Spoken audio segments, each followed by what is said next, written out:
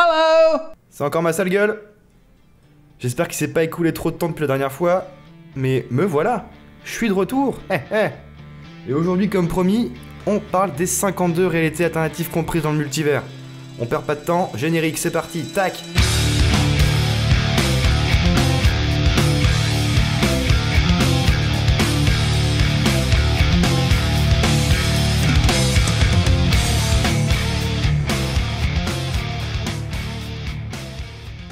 Et je vais commencer par dire que je vais pas vous parler de 52 univers, en fait, je suis un menteur né. Hein? En vrai, il y en a seulement 45, parce que 7 d'entre eux sont connus comme les 7 mondes inconnus. Je vous laisse deviner pourquoi. Mais je vous dirai lesquels c'est. Allez, on perd pas de temps, on y va. Oh shit, here we go again. Et on va procéder par ordre numérique. Et bien sûr, la première Terre, c'est Terre 0, Terre Prime. J'ai déjà fait 25 minutes dessus, je vais pas vous faire chier plus longtemps avec ça. La prochaine. Logiquement, après Terre 0, on a Terre 1. Et cet univers, il est montré dans les comics Terre 1 ou Earth 1, que vous pouvez trouver à peu près partout normalement. Il y en a sur Superman, Wonder Woman, Batman, les Teen Titans et plus récemment Green Lantern. Le principe de base, c'est de raconter des débuts de carrière de héros, mais de manière plus... je dirais pas réaliste, mais plutôt terre à terre, en fait. Et ça reste quand même des héros après tout, hein. Par exemple, là où Batman nous est toujours présenté comme un badass qui casse des culs et botte des gueules en plus d'être le plus grand détective du monde, là on va pouvoir le voir se faire sérieusement maraver et apprendre le métier de détective par le biais du commissaire Gordon. Et franchement je trouve ces comics vraiment trop cool. Mais ça reste que mon avis, je vous laisse vous faire le vôtre si vous avez la foi de lire et surtout l'argent pour les acheter. Après ça, on a Terre 2, où tous les héros sont morts pendant la guerre d'Apocalypse sous les coups de l'armée de Steppenwolf. Et c'est le gros mec moche dans le film là, qui est vraiment dégueulasse et qui est pas du tout ce qu'on aurait dû avoir. L'histoire elle se passe 5 ans après, quand de nouveaux héros prennent la relève. Les héros qui nous sont présentés de cet univers, c'est une sorte de mise à jour des héros de l'âge d'or et de la Justice Society of America, une équipe de super-héros composée du coup de héros de l'âge d'or. On va donc retrouver Jay Garrick, le premier Flash, ou encore Alan Scott, le premier Green Lantern, qui d'ailleurs fait partie d'aucune corporation de Green Lantern. Et tous ces personnages nous sont donc donnés dans un contexte un peu plus actuel, en fait. La Terre 3, elle est assez intéressante. C'est le monde du syndicat du crime, une version inversée de la Justice League qui est composée de Ultraman, Allman, Superwoman, Johnny Quick et Power Ring. Vous vous souvenez de Power Ring? J'en avais parlé. C'est l'anneau de Power Ring que Jessica portait jusqu'à recevoir le sien dans Darkseid Wars. D'ailleurs, pendant Darkseid Wars, cet univers il a été détruit par l'Anti-Monitor. Mais alors déjà toute la Ligue a survécu, et récemment aussi, dans Young Justice, on la voit. Donc j'imagine qu'en fait elle est pas si détruite que ça. DC nous ment. C'est honteux! La Terre 4, c'est celle de la Pax Americana. C'est un groupe de super-héros réunis par le gouvernement américain après les attentats du 11 septembre. Et donc cet univers reprend quelques anciens personnages de la maison d'édition Charlton Comics. La Terre 5, c'est celle de la Shazam Family. Pour ceux qui ont vu le film Shazam, vous voyez peut-être de qui je veux parler. En gros, c'est Billy et ses frères et sœurs de famille d'accueil qui se partagent les pouvoirs du sorcier Shazam. Ce monde, il est aussi appelé Thunderworld, et donc celui de la maison d'édition Fawcett, qui a créé Shazam en réaction Superman et qui a été racheté plus tard par DC. La Terre 6, elle est plutôt familière, puisqu'on a tous les héros qu'on connaît déjà, mais avec des origines différentes. Par exemple, on a un Superman qui est officier de police kryptonien coincé sur Terre, Wonder Woman qui n'est pas grec, mais Inca, Batman qui est un catcheur en costume de chauve-souris que je trouve délicieux, ou encore Green Lantern qui tient ses pouvoirs de Yggdrasil. Et tous se battent contre le Révérend Dark. Et cet univers, il sort tout droit des pages de Just Imagine, écrit par le regretté Stan Lee. La Terre 7, elle réunit plusieurs pastiches de l'univers Ultimate de Marvel, ou encore des personnages comme Hellboy, et son histoire elle est assez proche de la Terre 8, et justement, on y vient. La Terre 8 donc, est elle aussi un pastiche de l'univers Marvel, où les héros passent plus de temps à se foutre sur la gueule plutôt que chasser les bad guys. Et bien sûr, les civils, ils ont pas vraiment confiance en eux. Ça vous rappelle pas un truc, vous? Des mecs qui savent pas être d'accord, qui se mettent sur la gueule?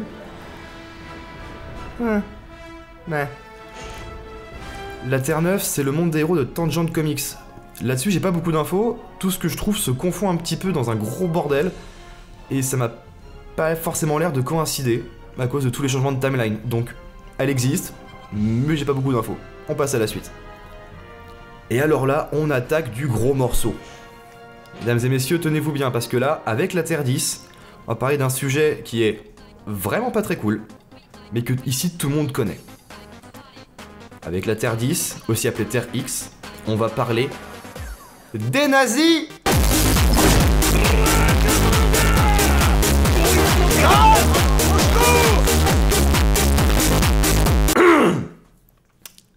Désolé.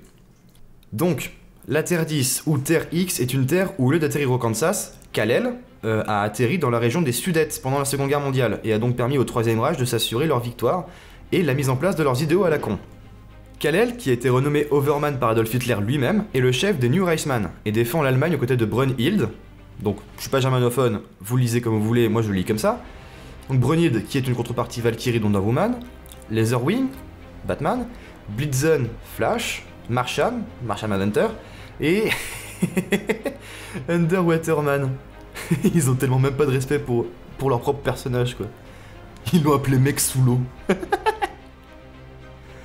Passons à un truc moins de droite. Terre 11 donc. C'est basiquement Terre 0, mais où tous les sexes sont inversés. Bon, donc Batwoman, Superwoman, Dane d'Elysium, Anna Curie, Olivia Queen, vous pigez l'idée. En inversant les sexes, on inverse aussi les rapports de puissance en nous donnant des majorités de femmes badass, ce qui, selon moi, manque cruellement au monde des comics. Mais après, bien sûr, ça reste que mon avis. Et bien sûr, l'univers apparaît pas des masses, parce que bon, à croire que tout le monde s'en fout. La Terre 12, vous la connaissez sûrement aussi si vous regardiez les dessins animés d'ici vers le début des années 2000, puisque Terre 12, elle est très proche de ce qui est montré dans la série Batman Beyond, ou Batman la relève chez nous. Ce monde se place donc dans une timeline future, protégée par Batman, qui est Terry McGinnis, successeur choisi par Bruce Wayne lui-même, et la Justice League Beyond, composée de Superman, Green Lantern, Warhawk, Aquagirl, Big Barda et Micron. La Terre 13, elle est décrite comme un monde avec un crépuscule magique permanent. Terre natale d'une version d'Etrigan qui combat le mal en tant que super démon aux côtés de la Ligue des Ombres composée de Hellblazer, Anataz, Witchboy, Swampman, Fate et Deadman. En gros, vous l'aurez compris, c'est une ligue où tous les membres sont des mages ou des créatures supernaturelles, un peu comme la Justice League Dark. La Terre 14 à la base c'était le premier des 7 mondes inconnus, mais suite au Superman numéro 15 en 2017, je sais pas si ça a été édité en France ou pas, mais maintenant, avec ce numéro, on sait dorénavant que c'est un monde dystopique post-apo qui est habité par ce qu'on appelle la Justice League des Assassins. Mais on n'a pas beaucoup de détails, j'ai juste quelques screens que je vous ai fait. Voilà, c'est cadeau. La Terre 15, elle est aussi appelée l'univers parfait, où les héros ont atteint la paix universelle et la perfection. Cette Terre, elle a été détruite par Superboy Prime de Terre 33, et le seul fragment restant de cette Terre est connu aujourd'hui sous le nom de Graal Cosmique, et serait caché quelque part dans le multivers. La Terre 16, c'est une Terre où les héros ont vraiment bien botté le cul des vilains, bah du coup ils ont gagné, et leurs enfants ils s'emmerdent, tout naturellement. Donc ils se réunissent et revivent les grandes batailles où leurs parents ont combattu pour tuer l'ennui. On appelle aussi cette Terre Terre-moi ou Earth-me, mais va savoir pourquoi. Wait a minute.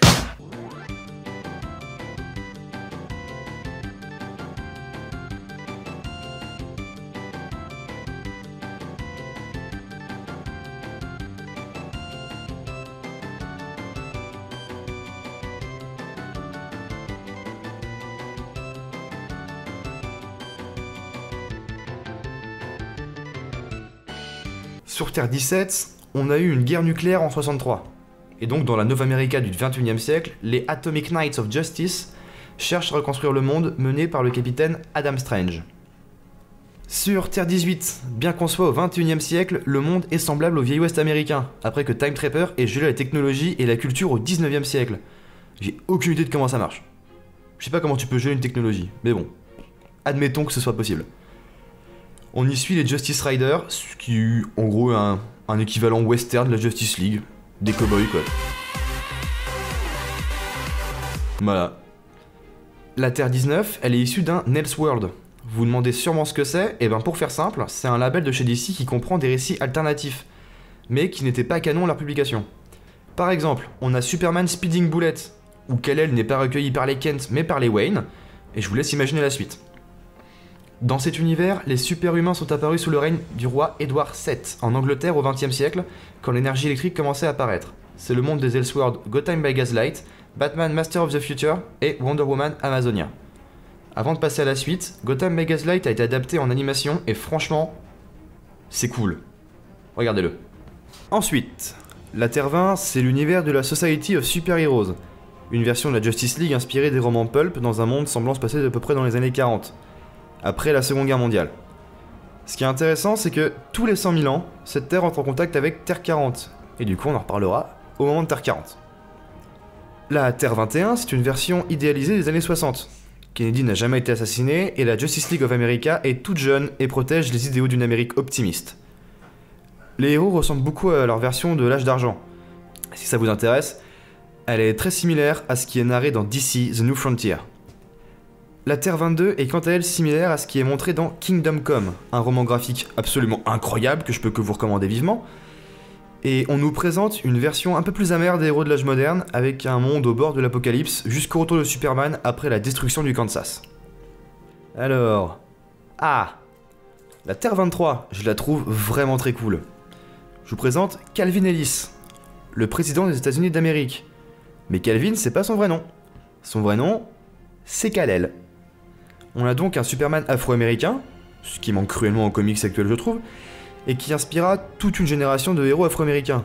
Nubia la Wonder Woman, Green Lantern, Vixen, Cyborg, Red Tornado, Black Lightning et Steel. Les seuls caucasiens qu'on va vraiment trouver dans ce comics, c'est Batman, Guardian et Zatara. Alors là, on enchaîne, les terres 24, 25, 27 et 28, elles font partie des 7 mondes inconnus. On va juste faire le point sur la Terre 26, qui est une terre remplie d'animaux anthropomorphes et intelligents. La version de la Justice League, elle s'appelle le Zoo Crew. Et c'est mené par Captain Carrot. Voilà, l'imagination. La Terre 29, c'est le monde Bizarro. Où Bizarro ou l'Injustice League ont des aventures débiles et inutiles sur... Non. Non, je vais pas lire ça. Donc là-dessus... c'est une version de la Terre, mais carrée avec des anneaux.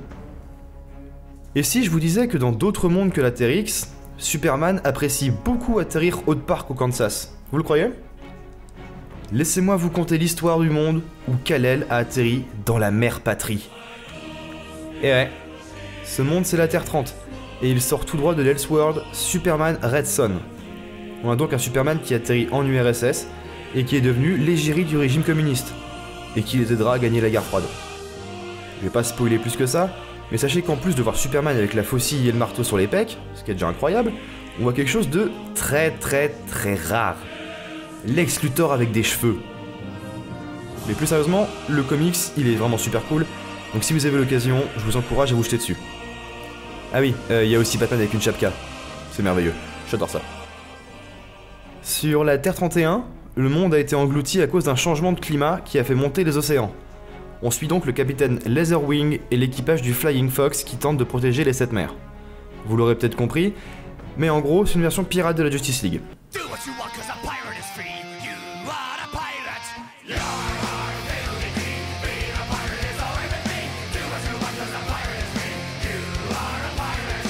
On va passer très rapidement sur la Terre 32, parce que en gros, c'est une terre remplie d'amalgames. Super Martian, Bat Lantern, Wonder Hawk, Aquaflash, Black Arrow... Vous voyez le délire. La Terre 33, c'est basiquement notre monde à nous. On n'a aucun super-héros, et les idées des scénaristes de cette Terre, deviennent des réalités dans les autres univers. Le seul truc en plus à dire là-dessus, c'est, comme je vous disais tout à l'heure, Superboy Prime, qui était un petit garçon de Terre 33 qui voulait pas croire que les super-héros n'existaient pas, et qui en est devenu un. Et en même temps, c'est devenu un connard. Voilà. Sur la Terre 34, le héros du nom de Savior est le dernier survivant de la civilisation Mu, et est envoyé dans le futur pour fuir un passé condamné. Ce que je trouve très con aussi quand on y réfléchit, parce que si le passé est baisé, pourquoi le futur irait bien? Ça faudra qu'on m'explique. Mais bon, une fois arrivé là-bas, il forme la Light Brigade, dans la ville de Cosmoville. Cette réalité, c'est un pastiche du comics Astro City publié chez Vertigo. La Terre 35, c'est une Terre artificielle, où les héros sont appelés Super Américains, et forment, pour le coup, une version artificielle de la Justice League. Ce monde, c'est encore un pastiche, et cette fois de Awesome Comics, créé par Rob Liefeld et le Messie Alan Moore. La Terre 36, ça différencie pas tant que ça, mais en gros, la Justice League, elle s'appelle là-bas la Justice 9, et la seule différence, ça va être leur nom. Genre Optiman, Iron Knight, War Woman, Merman, Red Racer, Blackbird, Bowboy, Cyberion et Flashlight. Avec la Terre 37, on tape sur un univers où la technologie s'est développée bien plus vite que chez nous. Genre en 2015, la Terre a déjà décolonisé sur Mars et sur Europe, le satellite de Jupiter. Et les héros de ce monde sont décrits comme des connards cyniques sans foi ni loi. Des choses qui arrivent. Sur la Terre 38, les super-héros ont commencé leur carrière à la même époque où ils sont apparus, donc les années 30. Ils sont donc vieillis normalement, et c'est leurs enfants et petits-enfants qui ont pris leur suite en tant que justiciers. On est donc sur un univers où tout a commencé à partir des premiers Action Comics et Detective Comics. Sur la Terre 39, les héros sont des super espions de l'agence Wonder, une agence des Nations Unies où les pouvoirs de leurs agents ont été créés par un enfant génie du nom de Happy Da Vinci. Mais leur utilisation affecte leur santé et leur espérance de vie. On en a déjà parlé avec la Terre 20 et on va préciser un peu plus les choses sur la Terre 40. C'est la terre natale des némésis des héros de la Terre 20, tous regroupés sous le nom de Society of Super Criminals, société dirigée par Vandal Savage. Et comme je l'ai dit, tous les 100 000 ans, les deux terres rentrent en contact, donc j'imagine qu'il y a la bonne grosse baston des familles. Mais je peux pas être sûr à 100%, personnellement je l'ai pas vu. Sur la Terre 41, les héros sont violents et sombres. Ou plutôt... et ne sont pas réunis comme la Ligue. Au contraire, ils sont totalement indépendants. Cette réalité, c'est une parodie des héros de chez Image Comics, maison d'édition de Hellboy, Judge Dredd, Spawn ou encore The Walking Dead. La Terre 42, c'est une version où tous les héros sont des chibis. Non mais regardez-moi ça, c'est beaucoup trop mignon, j'ai presque envie de leur tirer les joues là. Sauf qu'en fait non. Ce sont des êtres artificiels créés par un certain Gentry pour anéantir le multivers. Tout de suite moins mignon. La Terre 43, elle est aussi basée sur un Elseworld qui s'appelle Tale of the Multiverse Batman Vampire. Donc j'imagine que j'ai pas besoin de vous expliquer le délire. Si ? Bon. Les héros c'est des vampires, point final, à la ligne, alinéa, nouveau paragraphe, Terre 44. Sur la Terre 44, les héros sont un mélange de la Justice League et des Metal Men, sobrement appelés la Ligue de Métal. J'ai pas grand chose d'autre à dire, à part qu'ils ont été créés par un certain Dr. Will. La Terre 45, c'est la terre natale d'un Superman artificiel créé par Clark Kent, Lois Lane et Jimmy Olsen. Sauf qu'Overcorp l'a transformé en Super Doom, fusion entre Batman et Doomsday. Il est donc logiquement devenu complètement maboule et un peu con, et a buté pas mal de monde comme Optiman de Terre 36 et Tiny Superman de Terre 42. La Terre 46 est le 6ème monde des 7 inconnus. Donc, la suite. La Terre 47 est, on va pas se mentir, un monde de hippies, où le président Prez Ricard, qui est d'ailleurs un ado immortel, soit dit en passant, parce que pourquoi putain de pas, a monté sa propre Justice League sous le nom de... Oh... Love Syndicate of Dreamworld. Les héros de cette ligue sont Sunshine Superman, Speed Freak, Magic Lantern, Shooting Star et Brother Power le Geek. Mon dieu. La Terre 48 s'appelait Warworld, et c'était un monde déchiré par la guerre. Mais des aliens ont reconstruit cette terre délabrée en usine pour élever une nouvelle race d'êtres appelés Forerunners, pour qu'ils deviennent les protecteurs ultimes du multivers contre Darkseid. Tous les êtres de cet univers possèdent des pouvoirs, même la faune. On a également une famille royale composée de Lady Quark, Lord Volt et de leur fille Lyanna. La Terre 49, c'est le 7ème et dernier monde inconnu, comme ça, elles sont toutes faites. Alors la Terre 50, je l'aime d'une puissance incroyable. C'est le monde natal de ce qu'on appelle les Justice Lords. En gros, un beau jour, le président Lex Luthor a tué Flash. Vous vous doutez sûrement que ça a pas démasse plus à l'ensemble de la Ligue, donc en représailles, Superman il a tué Lex. Suite à ça, Superman et la Ligue, enfin, du coup, les Lords, ont instauré une police mondiale gérée par les anciens super-héros, devenus des tyrans. Et putain, matez-moi ces costumes, c'est du bonbon pour les yeux. Fabulous! Sur la Terre 51, le monde a été ravagé par ce qu'on appelle le Grand Désastre, dont la cause est encore inconnue à ce jour.